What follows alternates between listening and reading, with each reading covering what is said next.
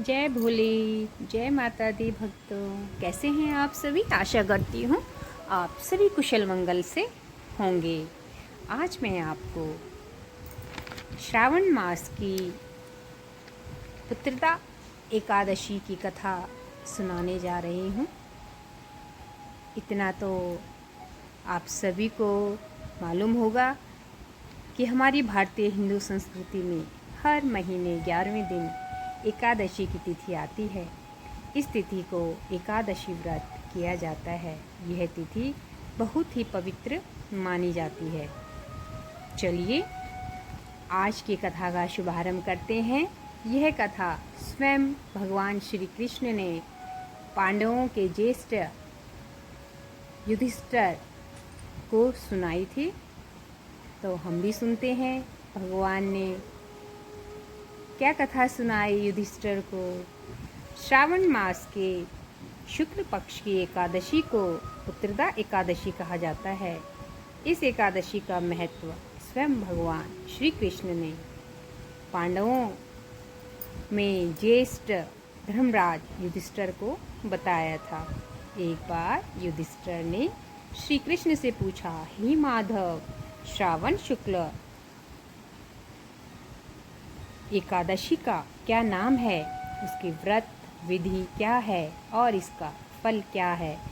तब भगवान श्री कृष्ण मुस्कुराते हुए बोले, हे धर्मराज, यह एकादशी अत्यंत पुण्यदायिनी है। इस एकादशी का नाम है पुत्रदा एकादशी। अब मैं इसकी कथा और महत्व तुम्हें विस्तार से बताता हूँ। प्राचीन समय की बात है।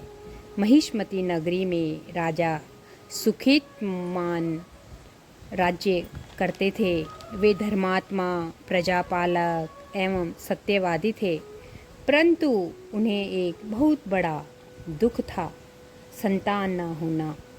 राजा व रानी दोनों ही बहुत दुखी रहते थे, क्योंकि वंश आगे नहीं बढ़ पा रहा था।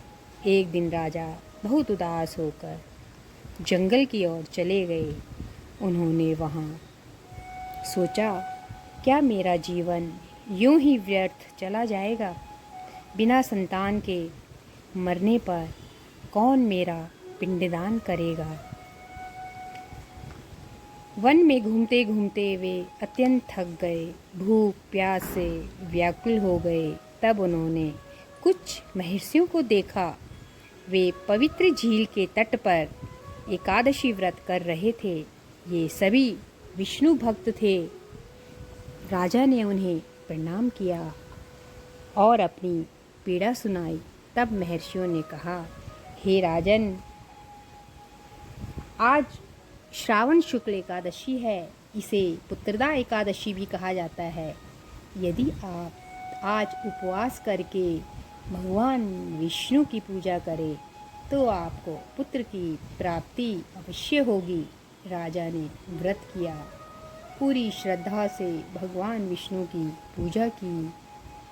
जब वे राजमहल लौटे, कुछ समय महीने बीतने के बाद रानी ने एक सुंदर और गुणवान पुत्र को जन्म दिया।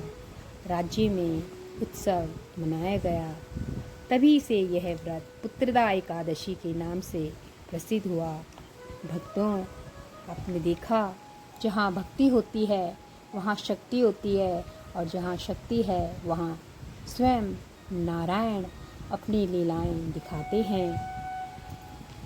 कहते हैं, इस व्रत से संतान सुख, परिवार की समृद्धि और मोक्ष की प्राप्ति होती है।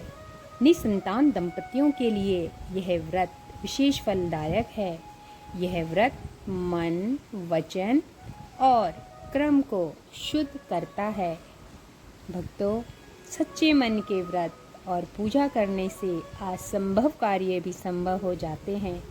जब हम श्रद्धा और विश्वास से भगवान विष्णु का स्मरण करते हैं तो हर संकट का समाधान मिलता है। जय श्री हरि, जय माँ लक्ष्मी, जय श्री कृष्णा, राधे राधे।